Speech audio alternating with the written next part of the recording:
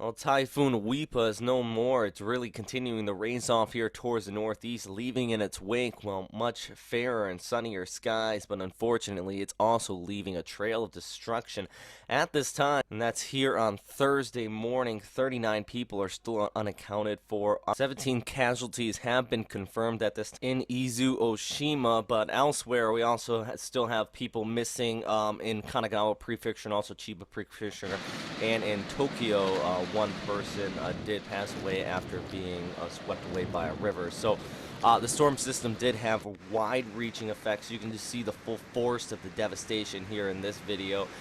Just incredible stuff, but also numerous power outages in some areas across Tokyo as well. We did see max winds gusting up to about 162 kilometers per hour.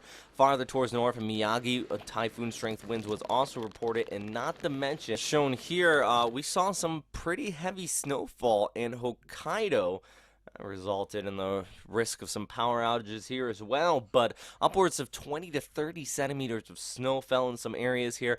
In a few locations, it was the earliest snowfall since records began in 1892, 36 days earlier than normal. Main reason, it really because of Typhoon Wipha. It raced towards the northeast, sucked in all this colder, drier air behind it, and what we saw was snowfall in a lot of the higher elevations. Now, good news, it looks like it's going to be melting off, but yeah, that pretty heavy snow this earlier in the year, maybe it's a hint of what's to come. Highly unlikely, though.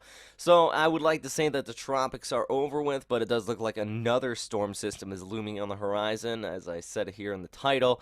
Definitely want to talk about that, but first I want to touch in on what is still going on in the Philippines as well, where the death toll continues to climb today. 144 have passed. 23 people are still missing, most of them on the island of Bohol. The Chocolate Hills there, which is shown here on the right, a very, very popular tourist attraction, and just seeing some images of before and after. Just before, absolutely scenic, the viewing tower right there, and then you can see after that tower collapsed. But just look at the before and afters of the hills themselves. Lots of landslides here, and definitely a very scenic attraction.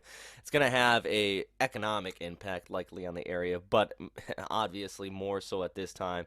It is the human and the loss of life across this area. And that is one thing I always say here on the Western Pacific weather updates, is that you are out here across Western Pacific and Eastern Asia, and a lot of people say they need to go out and get typhoon kits ready before a typhoon comes. I think that is very silly. You should always be ready for an emergency, and very clear case here with this large earthquake there in central Visayas. So our hopes go out to everybody involved in this, and I know they're still trying to get relief supplies out there. Philippine Red Cross is doing everything they can, but it really is a dangerous situation. So let's talk about what is happening here with our next storm system, because Wipha's pulling off towards the north, but we have Francisco. They're already putting some tropic storm watches in effect for portions of Guam. Heavy rainfall, winds up to about 65 kilometers per hour is expected out here, not to mention some pretty rough seas right along the coastal areas, and it does look like this is going to be impacting you through the next 24 hours as our storm system tracks off here towards the north, just towards the west of Guam. So a lot of these outer rain bands are going to be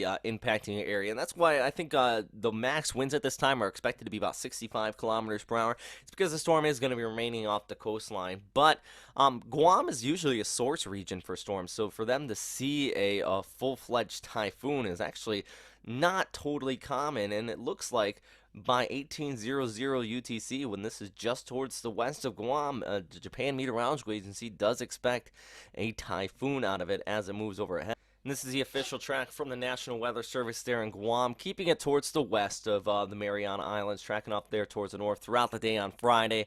But it is going to be a typhoon, and these outer rain bands really will be bringing some heavy rain showers there for you, and already have, but not to mention the very rough seas. And I would not recommend trying to surf in this, because it's just too close that the seas out in this area are going to be less swelly and more choppy. If I don't know if that makes too much sense, but it's just going to be a big mess and a big for those that's in this area. And as we scroll ahead here with the GFS wind outlook, you can just see it skirting the coastline, but those tropical storm strength winds continuing to blow on shore, and it could be some typhoon strength gust in there in some places, especially right along the western and southern peripheries of Guam, the main island, the Marianas here.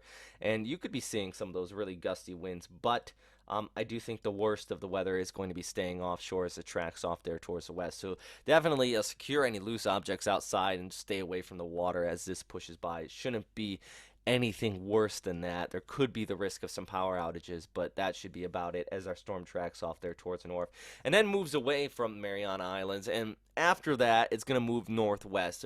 Fairly decent confident in that. Now cast with a streamlined analysis. Shows you a high pressure here. That's the Westpac high. And then we have another high pressure over southern China. So this is going to track in between these two. Look at that huge troughing rate in here. Now, over the next 72 hours, fair good confidence that it's going to move south of Iwuto and then off there towards the north. Beyond that, there is a very large degree of uncertainty. Will it move towards the northeast, running around this high, or will it stay more on a westerly track, moving towards the southern Japanese islands? I'll show you two different model outlooks depicting both situations. So, anywhere along the Pacific coast of Japan, I think that you still should be watching this very close.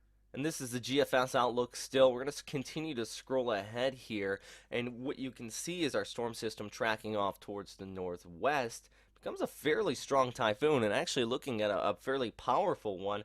And now this is just the GFS model outlook. And I want to keep that in mind for those of you in Okinawa who are going to be watching this and a little bit worried because you see it tracks right over the Amami and Okinawa Islands there going into Wednesday morning of next week. Now that's that one. Let's compare it up with the ECMWF for the same time. This is Wednesday morning of next week.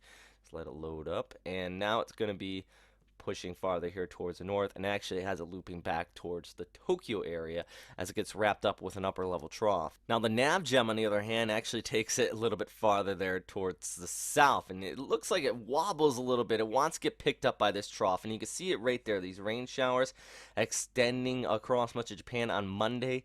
If it gets picked up, then it'll be pulled towards the northeast, moving towards, well, eastern portions of Japan, including the Tokyo area. If not, and this is a pretty good clear indication of what is going to be happening here, if not, it will just continue to track there towards the southern Japanese islands. So a lot of factors in play. It's still several days out. Given this time of year, it likely would get picked up. But if it's still far enough south and it's forming clear down by Guam, it's going to continue on this westerly track impacting Okinawa. So please stay tuned with us, making this update here on Thursday.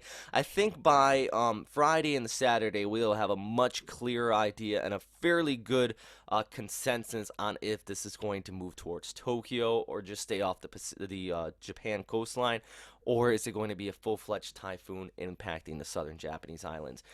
Also, just quickly noting, yeah, we have that forming up behind the storm system as well. Still long range. Let's continue to keep an eye on that. That's all for now, everybody. I know an 8-long-minute update in the first 3 minutes. I was trying to recap everything else going on out here. So if you stayed all the way through, please post your questions, comments, or suggestions down in the comment box below. And as always, stay safe out there, everybody. And everybody's been affected by these tragedies, really. Our hopes go out to you. Thanks for watching.